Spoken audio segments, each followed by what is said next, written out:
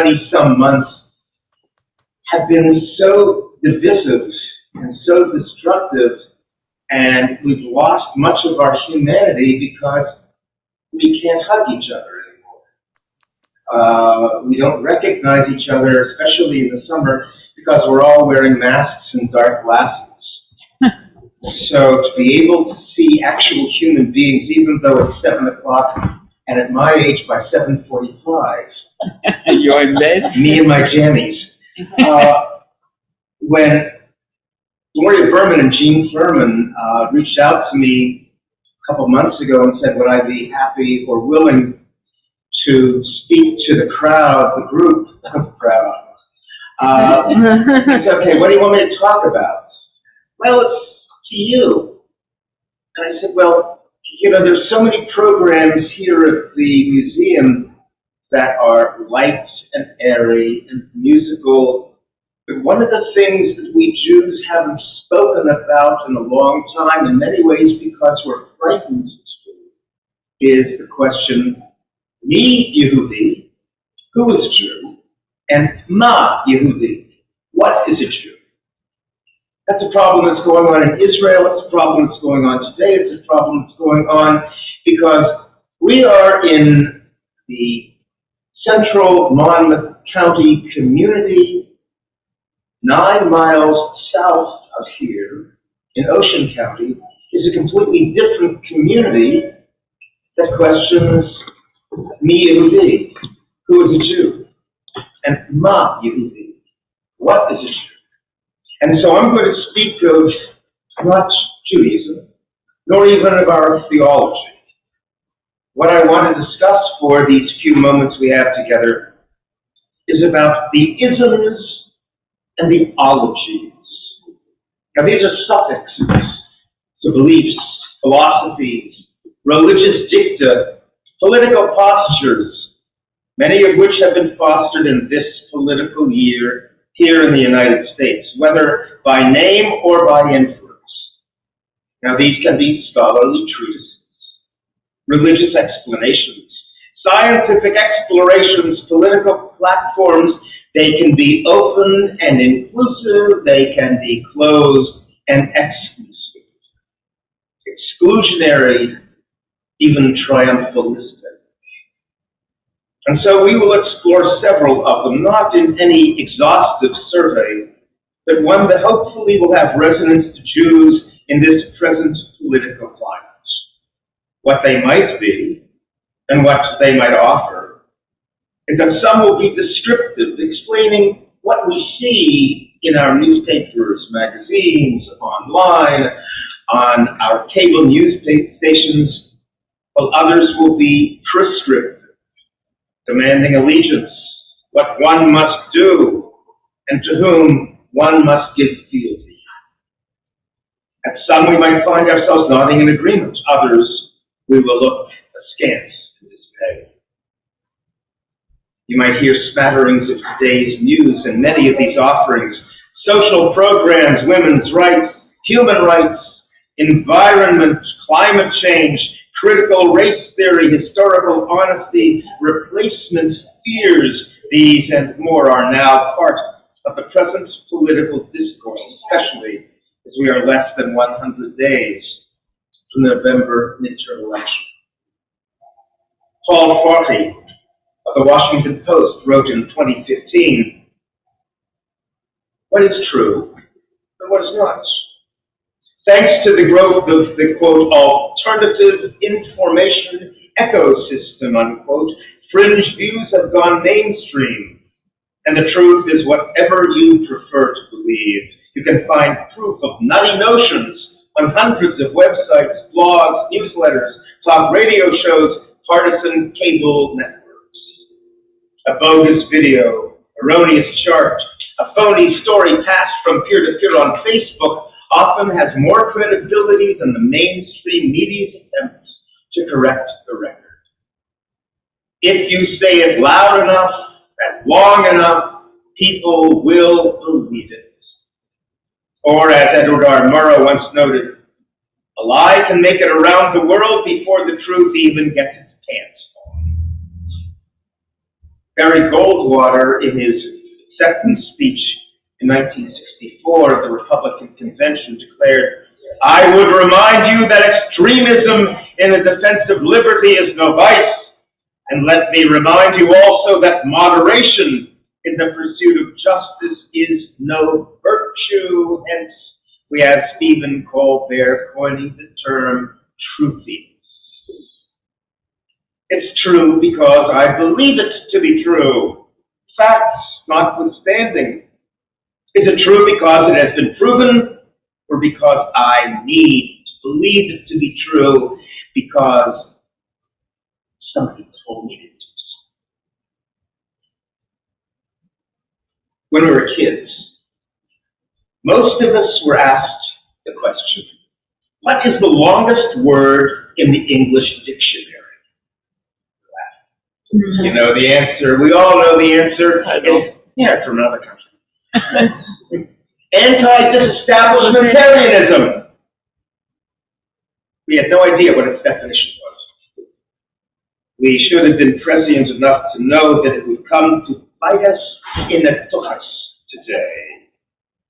Because originally it meant opposition to the disestablishment of the Church of England, to make it no longer the Church of the English people, but that it should remain established as an established reality.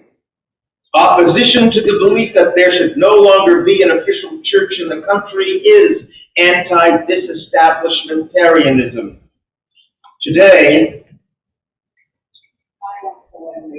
Gene showed up. Yeah. Today we wanted to allow the continuation of an establishment, but to do so by destroying the present one and then recreating it in our own image, so that there is a call politically in this country for a constitutional convention to keep the Constitution in name, but to overhaul and readjust our government to conform to a political atmosphere that harkens back not to the politics of 1789, but to the beginning of the Reagan administration in the 1980s and Liberty University, and the whole notion of the politicization of religion. And so we hear today from so many sources, there's a war on religion. No longer Merry Christmas, Happy Hanukkah, have a happy holiday, is what we hear, accompanied with a smiley face. Yes, I offer sarcasm, but that is where our isms and our ologies are taking us. And so we hear the demand in the United States that we revert to our true origins, the founders, a white Christian nation with no separation of church and state. And these can either be seen as aberrations in the national dialogue or just below the surface feelings of those who fear being marginalized in the promise of the American dream of white Christianness. And so I will continue with a gamut of major ideas and ideologies that define from whence we have come, who we are, and where we might be led if we allow it into the future. There is the concern and dismay that this nation, based on the values of white European Protestants, are being supplanted by those of color or of foreign national origin, not acknowledging that they in the main as well are people of faith. It's just that those faiths are not Christian. Judaism, Islam, Hinduism, Sikh, as well as those with which we are truly not familiar, and more, they ain't white. A word of caution. Were this to be a Christian nation, we as Jews would not be true citizens. We would be tolerated. We could remain as was the custom concerning us in Christian world. And so one of the isms, nativism, which was typified by what is known as the know-nothings in politics. It flourished in the 1850s. The Know-Nothing Party was an outgrowth of a strong anti-immigrant and especially anti-Roman Catholic and anti-Jewish sentiment that started to manifest itself in the 1840s, just when there were revolutions in Europe and bringing Jews from Germany and the close Eastern Europe, as well as Italians and Irish. And we seemed to pose a threat to the economic and political security of the native-born Protestant Americans. And so, in 1849, was created the secret Order of the Star-Spangled Banner, formed in New York City. And soon after, lodges formed in nearly every other major American city. These became the nativist know-nothings who wanted no immigrants, no non-whites, no non-Protestants, my people only, and some of yours.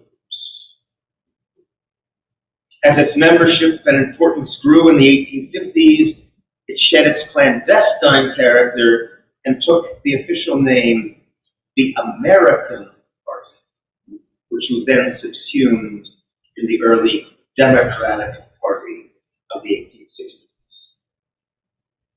As a national political entity, it called for restrictions on immigration, the exclusion of the foreign-born from voting or holding public office in the United States, and for a 21-year residency requirement for citizenship. Now, boys and girls.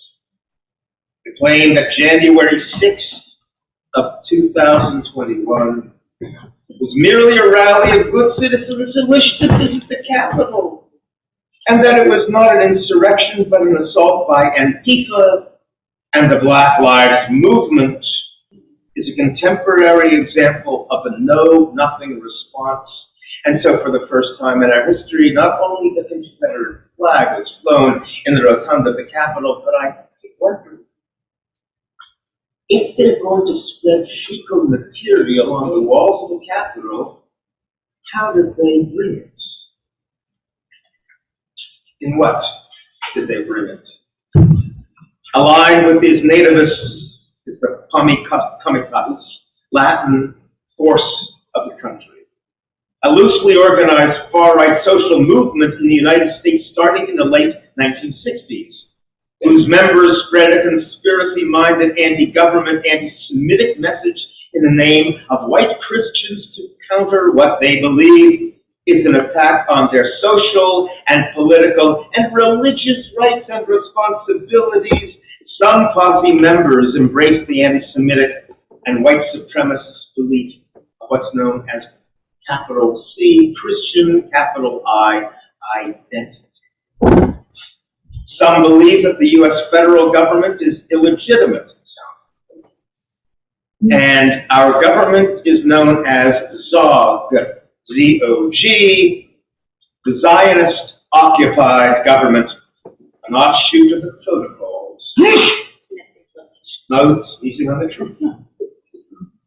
That international Jewish conspiracy. In 1985, a member of the Posse Comitatus announced, "Our nation is now completely under the control of the international invisible government of world Jewry."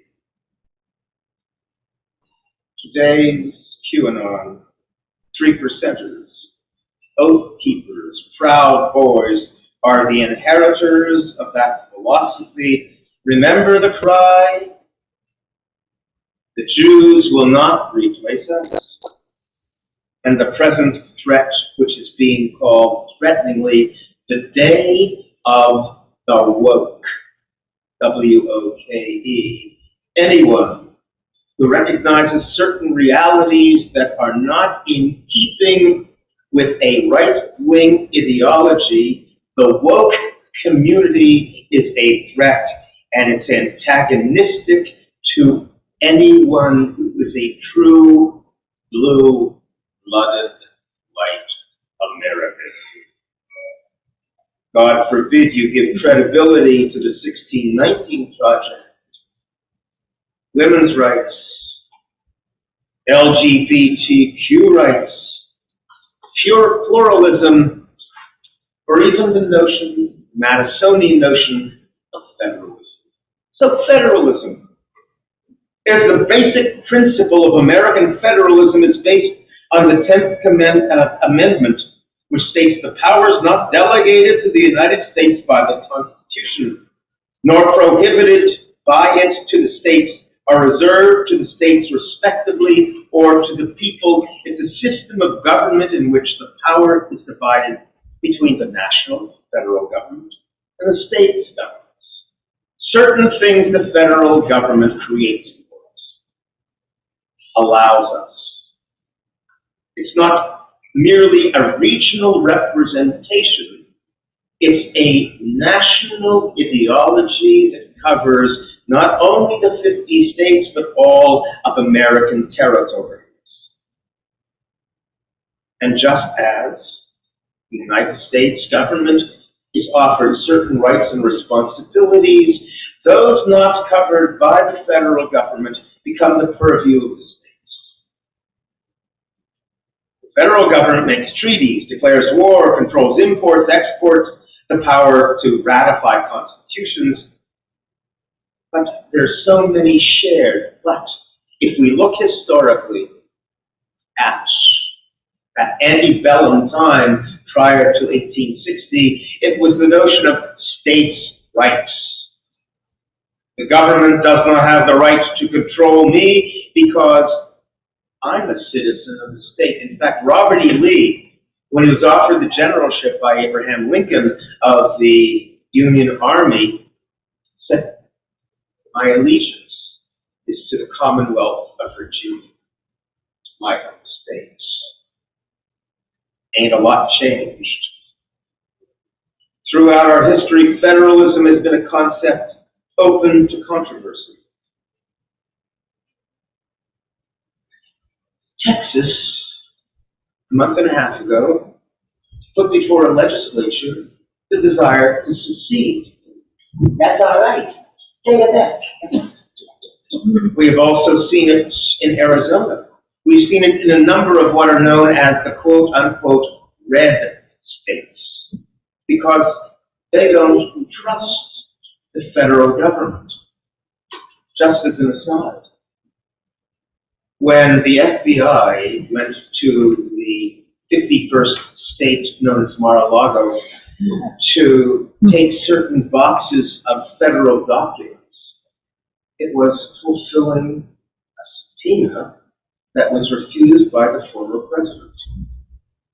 It was fulfilling a legal action, but it's referred to in certain media outlets as a raid, taking whatever it is with the acknowledged desire to assassinate the former president. Civil War historian Shelby Foote puts this in context. Before the war between the states, the war of northern aggression from Civil War, the United States was referenced in the plural. The United States are. After Appomattox, that plural was changed to singular, the United States is. But as we have seen so recently, this is not universally accepted. And since the most recent Supreme Court Dodd decision reversing Roe and the rights of women to receive abortions, the ball is in the state's jurisdiction. States will now consider the right of marriage or contraception a public displays of religious symbols because it is a state's right issue, because the federal government has yet to make a determination, and when the federal government has yet to make a determination, the states have the right to make law. Are we returning to that time when we are no longer singular as a nation, but plural as a confederation of blue and red states? The word exceptional, pardon, that notion of American exceptionalism. Over the last 2 centuries, prominent Americans have described the United States as an empire of liberty, a shining city on the hill, the last best hope on earth, the leader of the free world, an indispensable nation, and these enduring tropes explain why most presidential candidates feel compelled to offer ritualistic hymns to Americans' greatness and its morality. It is based on the idea that America is God's chosen, the fulfillment of the quote-unquote Old Testament prophecy fulfilled in the Christian Bible, that America, with its God-given unalienable rights, has been chosen. And of course, that God's image, Jesus. Most statements of American exceptionalism presume that America's values, our political system, and history are unique, worthy of universal admiration, but they also imply that the United States is both destined and entitled to play a distinct and positive role on the world stage. Our exceptionalism is based on a Puritan code of finding in America a purification, hence they were the Puritans, of both the feudalism of Europe and the excesses of Christianity in the Church of England and the Roman Church as practiced in Europe. The Pilgrims therefore made pilgrimage to the new land, which they saw as the new Israel, seeing themselves as the children of Israel themselves escaping the slavery of Egypt. Europe is Egypt. The Atlantic Ocean is the Red Sea.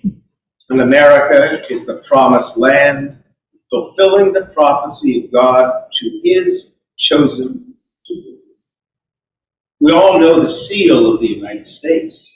It's the eagle in one talon, olive branch in others, the arrows. That isn't what Jefferson and Franklin and Adams wanted as the seal of the United States. For them, it was Moses standing upon a rock, staff upheld in his hand, the children of Israel before him, the waters of the Red Sea parting, the children of Israel walking through on dry land. That is what America was to our founders. That is what America should be to us. And that is what has been stolen from us by certain fundamentalisms.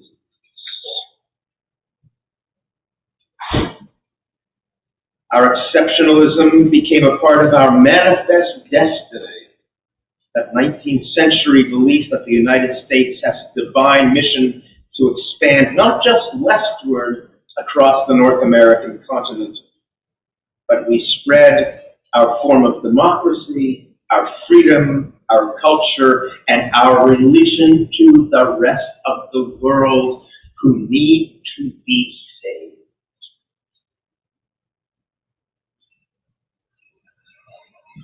Originally, the catchphrase "manifest destiny" eventually became, and still is in many minds, used as a synonym for the expansion of American influence and Christian belief across the world. We use the term Judeo-Christian. I am offended by that, because both Jews and Christians have ethics and beliefs and honor, that they come from two very different, distinct places, ideologies, and bases. This exceptionalism in this political climate has devolved into the refusal to question anything that questions American exceptionalism.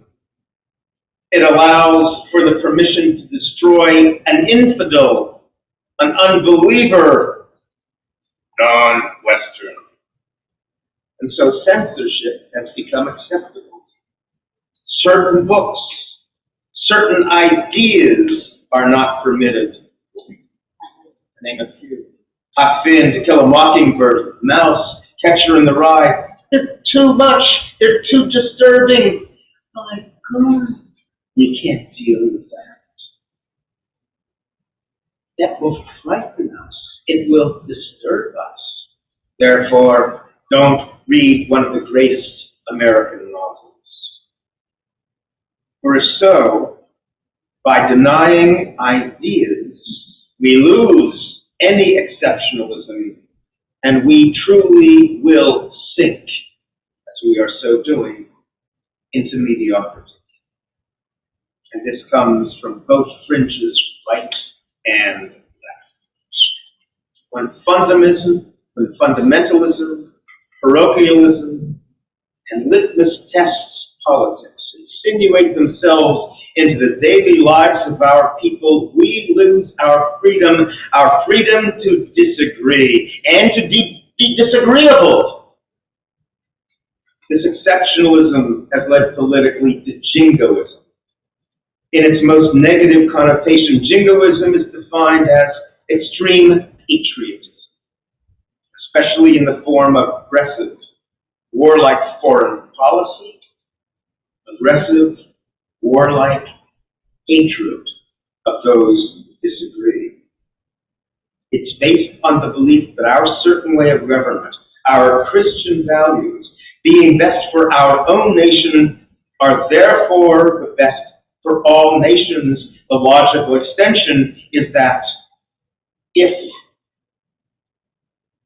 democracy in which I believe is not good for all, then perhaps I'm incorrect that it's good. Sadly, for religionists, we have the same problem in terms of a fundamentalism toward our own belief structure.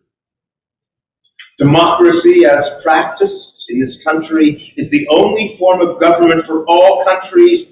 When a particularistic religion links its belief with political and military jingoism, we have the imprimatur to save the world from the infidel even by killing him. Hence, the claim that God has chosen the American Christian ideal to save the world. Guys, at the end of time, the apocalypse, there will be those who will be raptured, who will be taken into the arms of the Nazarene, Jesus. And then there will be the left behind. We'll save seats here, because this is where all of us left behinds are going to be. Make no mistake, for those of us of the Jewish faith, we will be left behind. Politically, this kind of ideology is imperialism, a type of government or religious philosophy that seeks to increase its size, either by forcing through war or influence through pulpits and politics, other countries, tribes, or religions to submit to the rule. Validity of belief is then predicated on a universal agreement: submit, convert, or die. Shades of the Spanish Inquisition. And most frightening of all, for those of us of our vintage, one or two of you excluded, is that the notion of nonism, N-O-N-I-S-M. It's the expanding non-belief in a higher power, non-belief in any religion, whether revealed or inspired. It is the belief in none. Randall Balmer, professor of religion at Dartmouth, writes, "This falling away from faith is unprecedented in American history. We are, always have been, and remain a religious people, but less so than before. The nuns are the inheritors of a 19th century transcendental movement which espoused the belief in the ultimate meaning is found within the individual. as opposed to an external God or deity. It's truthiness to the extreme. If it is good for me, it is therefore good. Why? Because it is good for me. Do I have a higher power? Do I have a moral imperative? Yeah. My pleasure, my foe, my friend, my cyberspace. The nonists are our millennialists who feel themselves entitled because they are so bloody coddled in response to the present reality in which they expect validation and recognition that their opinion must be heard, and that not for what they do, but for who they are. They are not joiners in the traditional organizations or communities. They join through cyberspace, not physically. I sit with my granddaughter. She's 23. She's a senior at NYU. We'll have dinner together. Well, Andrea, my wife, will have dinner together. She is glued to the phone because that's where her relationships are. That's where her validation is. They are not committed to our traditional bonding institutions. They join no synagogues, churches, or clubs. And for us, the most striking of all, they are not committed to Israel. For far too many, they see themselves as liberal progressives caring for, as Francis Fanon noted, the wretched of the earth. And therefore, far too many support BDS. They view Israel as an apartheid state. They have little or no respect nor understanding of any history prior to their own birth. And then there's populism. Populism. Perfect example is 2010 Antifa. The belief that the will of ordinary citizens should prevail over that of a privileged elite. If you are landed, if you are one of the haves, you should not have, because you should deal with the have-nots. Now, that's populism. It's also Judaism. Because if you want to have a pure primer of socialism, caring for the have-nots, caring for those who are in need, preparing the world so that everyone has an equal start in life and a continuation in life. Just read Leviticus 19 for serving the poor. In fact, we are in what's known as the Shemitah year in Israel. It's the Jubilee year, where if I'm a farmer, I can neither plant nor harvest my field because it must lie fallow, because I don't know the land. I only read it from God, and it's got to replenish itself. And so we move away from me, and deal with us, and tomorrow. But we see these policies from Leviticus 19 and even from Matthew 25 in dealing with the social policies of our government that we could see stemming from Franklin Roosevelt of blessed memory, all social problems that could be declared socialism. Thank you, Hashem, for Medicare and Social Security. It works. In April 2016, Ronald Endell, in the Biblical Archaeological Review, wrote, "The Bible and biblical monotheism are not the source of religious violence. The problem stems from a toxic mix of religion and nationalism, of religion and ethnocentrism. Freud diagnosed this as a group neurosis. which he called the narcissism of minor differences, referring to religious but still minor differences between Sunni and Shia, or among Christian and Muslim, all of whom are the Abrahamic religions, all of us stemming from Abraham the Father, or between Haredi and Orthodox Judaism, or normative Orthodox, conservative, or Reform. What is the solution, he asks? Although it may seem undramatic, I am partial to the Enlightenment idea of the separation of church and state. This separation opens a space for religious plurality, respective differences. The dangers of religious fundamentalism are restricted and marginalized when they are separated from the state's monopoly on lawful violence, and that's where we are today in a resurrection of fundamentalism. Based on the belief that the holy texts of the three Abrahamic religions are directly revealed by God, the Father of the Trinity. Hashem, Adoshem, Adonai, Yahweh for Jews, Allah for Muslims, is the all-knowing deity who as a God is by definition perfect. The major aspect of perfection must be unchanging. For that which is perfect and changes can no longer be perfect, becomes imperfect.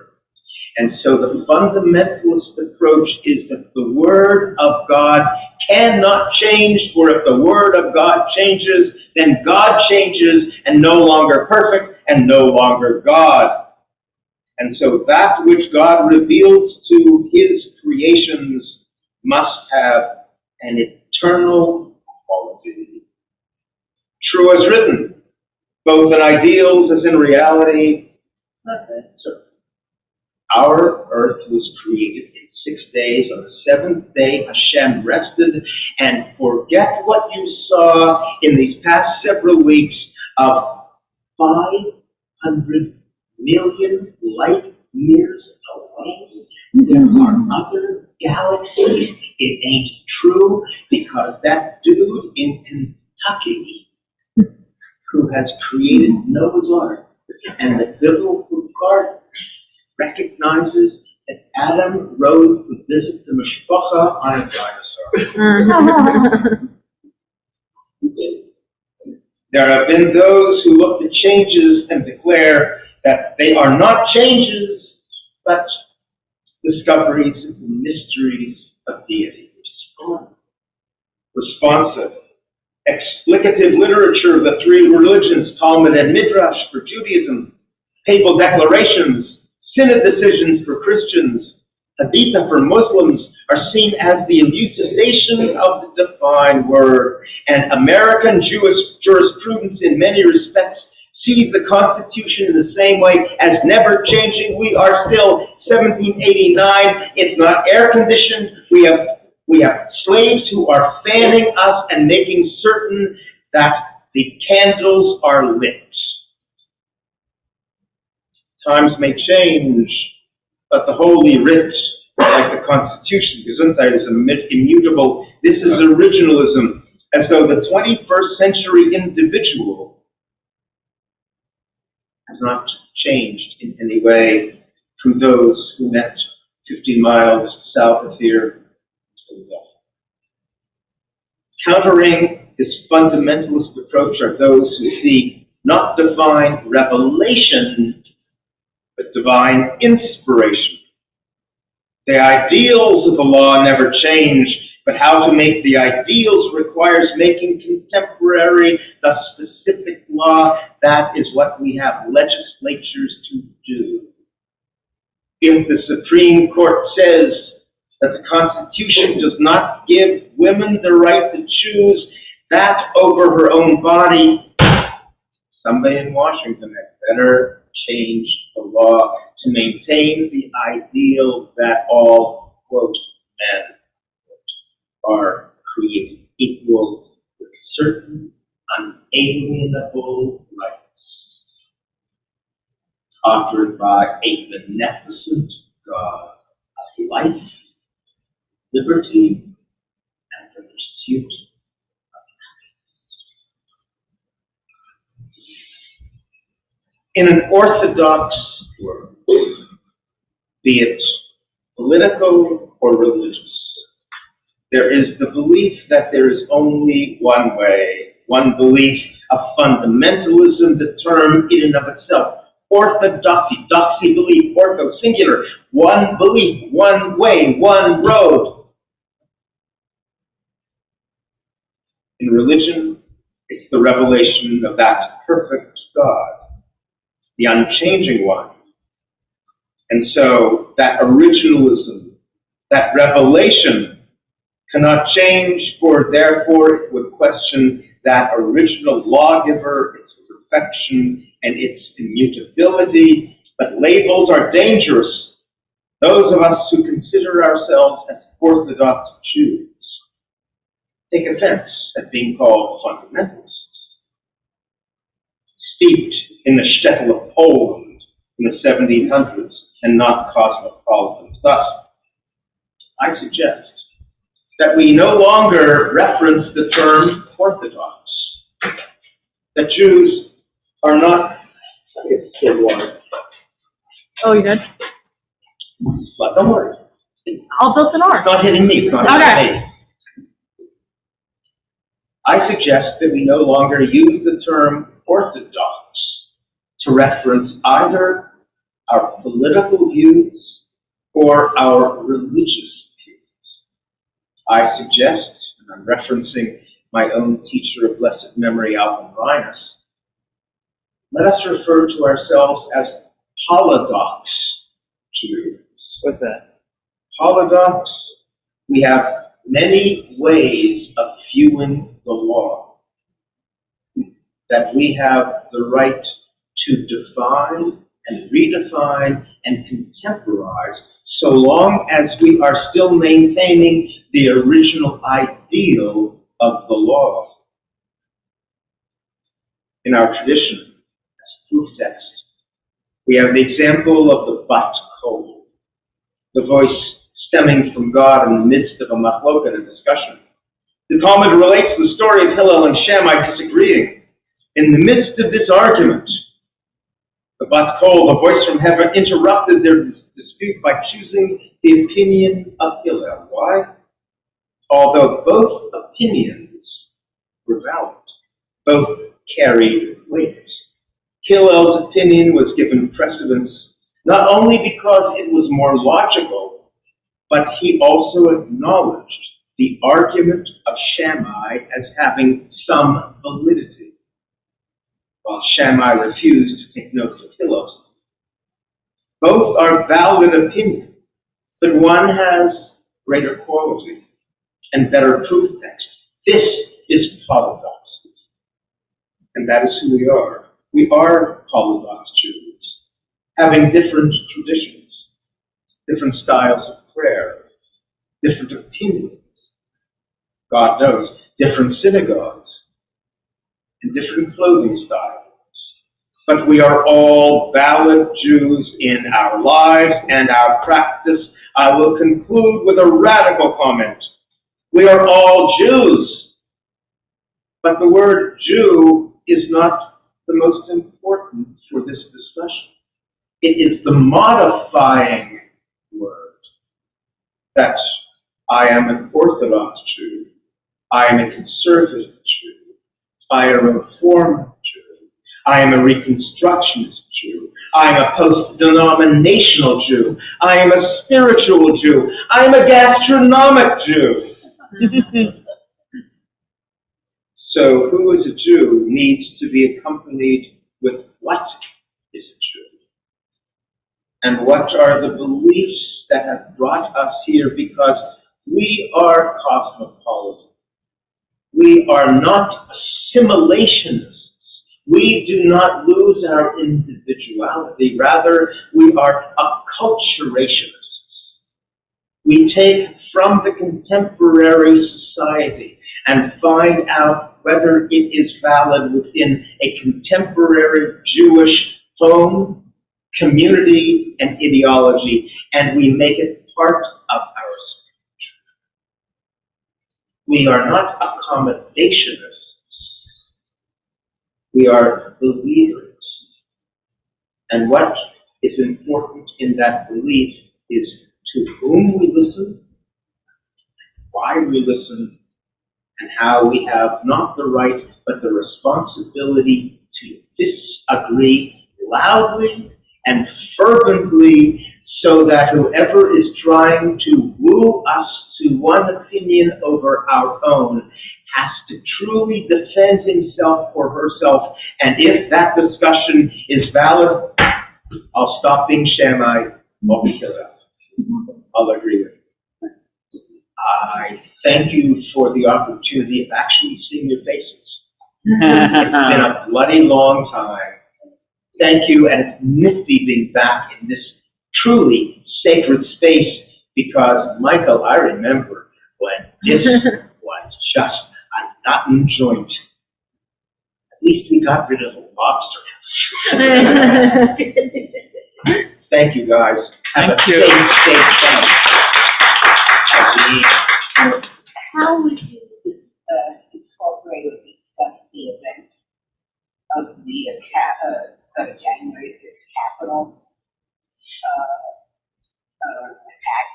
How would you fit that into what you want to discuss? I think. Would you repeat the question? How could January 6th fit into what we have, what we're dealing with? In the 1980s, and I wish I could remember his name, an author who wrote Bowling Alone. In Bowling Alone, the treatise is, we used to belong to bowling leagues. We used to play Maj together. We used to have canasta groups. We used to go out together, and now we bowl alone. Robert Putnam? Robert Putnam, thank you. Yeah. And Putnam was prescient in that we don't get together no more. We read things online. I mean, how many, I'm 75 years old. I know what my kids read, I know what my grandchildren read, and we really don't read the same things. My grandchild has no idea that you can get the ink stained on your fingers from the New York Times. Because she reads things online, and her references are her friends, because she wants to be accepted in that group of friends. The 3%ers, the Proud Boys, dealing QAnon, they're telling you the truth because no one else will tell you the truth. So we need, everyone loves a guru. I remember when I was first ordained, it was the time of the Maharaji, it was the time of the Moonies, and I spent, still being a congregational rabbi, deprogramming nice Jewish kids who believed in the Reverend Sun Myung Moon and who denied their parents the right, because they really aren't their parents. They are Satan who has taken them over.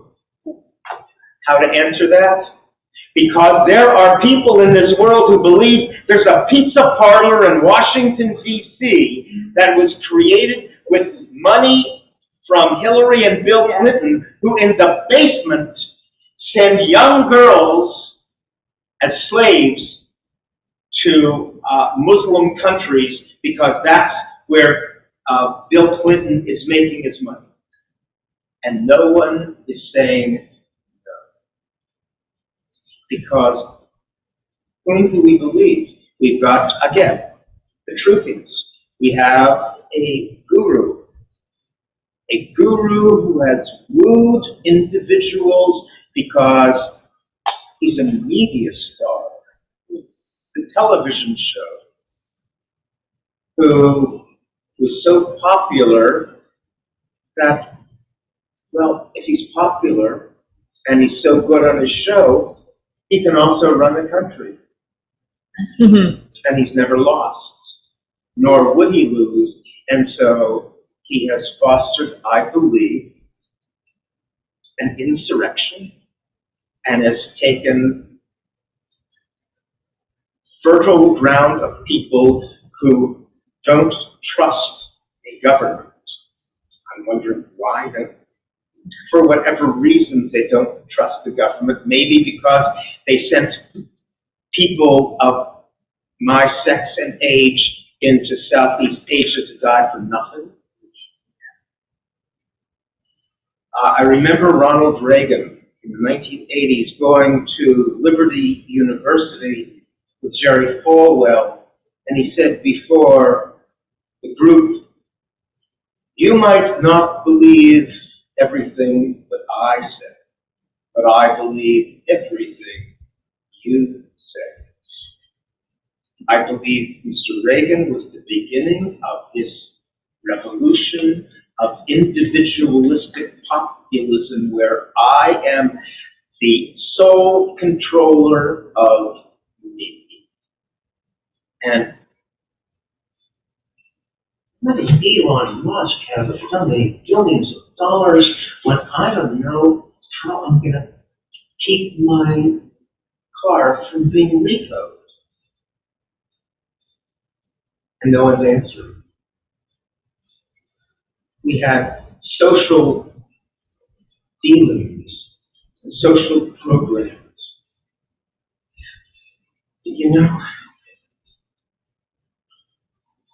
I look for someone who is telling me what I want to hear, and I'm going to follow that person. And when that person says, "I've been screwed, and you've been screwed because I've been screwed, come follow me," and we're going to go to the Capitol, and we're going to prove that you have a voice, that those people who are millionaires and multi-millionaires who are in Washington in the Capitol, and all of their minions who follow them around, and all those who finally leave the government and make another $millions working as lobbyists for Casey, they don't give a damn about you in Dayton, Ohio, or Missoula, Montana, or Spearfish, Colorado, or Deep Naval, Arkansas. Rabbi, can I ask a question? Yeah. Well, with young people today, my grandchildren, like your grandchildren, they're colorblind. They have friends of all kinds. It's Marilyn Cass. I knew it was. And so they marry, and there's so much intermarriage. I mean, how do we get young people to go back to Judaism when, and is it so wrong that they don't go to temple, that they mix with other religions of their friends? It's such a strange situation and a puzzling one for me. My lovely friend Marilyn Cass, who has taken more classes from me at Brookdale than I've even thought, asked the question, saying, "Our children are colorblind." That's right. Well, our problem is we live in a pluralistic society. As a kid, I grew up in Squirrel Hill, Pittsburgh. As a kid, I grew up in Squirrel Hill, Pittsburgh, where I didn't know that anyone wasn't Jewish. And everything was like, you go to temple or school, everyone was Jewish, except a few whose parents worked in the steel mills. And then we moved to the suburbs. And then we became pluralistic because we had neighbors. In answer to Marilyn, how do we bring our Jewish children back into the fold? Education. Education. From Education. an early age. Education from the early age, but that still doesn't keep them from making friends of those of other faiths, of other colors, of other viewpoints. I say this because I believe it wholly. I've been a rabbi now was ordained in 1974, basically performing rabbinic functions for over 50 years. I'm in one business And there's intermarriage. They marry. I'm answering, but I'm in one business only. That is the creation of Jewish grandchildren. Now, in a pluralistic society where over 40% of our Jewish children are marrying people of other faiths, is it my responsibility to say no to them, or is it my responsibility to make certain that when they are blessed with children, their children are raised as Jews, because we have been so open to the non-Jew influencing that person to recognize that if you are going to be blessed with children, the best of all choices is Judaism. It's wonderful. That's As long as we do not reinstitute the ghettoization of our own selves, we cannot win the battle of ensuring that our children will be marrying within the faith. And your answer of education is exactly it. If our children are so secure in their Judaism, and so knowledgeable in it, and so believing of it, and so committed to it, that notwithstanding whom they fall in love, their house is going to be a Jewish house. And it has to be the reason, just not saying history to explain the behind Judaism. It's the need to understand what it is, and you have to teach them. The philosophy of our people is a caring people. If you look at the system of mitzvot, the term mitzvah, it's not a nice thing. It's not a good deed.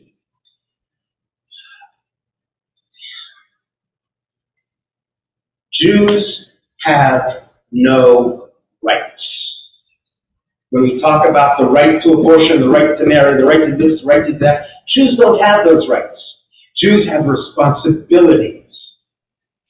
We have a responsibility to do those things that are the basic ideals of our Torah texts, of our Talmud, of our responsive literature, of our history itself. We are an Or LaGoyim. We are a light to the nations. We are an emancipated people. We are a rational people. We truly are, in the 20th century as Jews, we are the distinct and direct product of Enlightenment thinking. And Moses Maimonides of the Moreh Nevuchim, Guide for the Perplexed, Spinoza. We are dealing with a rational religion. It's not irrational. If you look at it, we don't act irrationally. We deal on faith, but there's a rationale and a rationalism behind our actions. Why do we rest on the sixth day? Because we need to. Because we're bloody exhausted.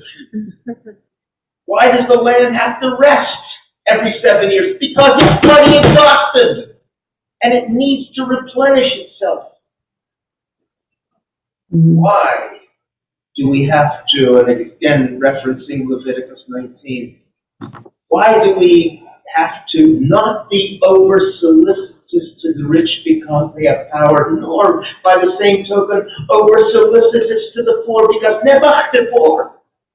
Everyone is equal, everyone is the same. It is a rational structure. Judaism and the mitzvah system is divided into two levels. There is the vertical, how I deal with God, how I would bring my sacrifices to the temple, and then the horizontal level, how I deal with you, how you deal with me. How if you borrow from me, I can't come to your house and walk into your door. I have to deal with you mensch to mensch. So how do we ensure that future generations will be Jewish? I ain't got no bloody idea, but I do have that hope and that understanding that if we stand for certain values and we instill them in our children and grandchildren and those with whom we have influence, and then we say, because they are Jewish, then we have a chance.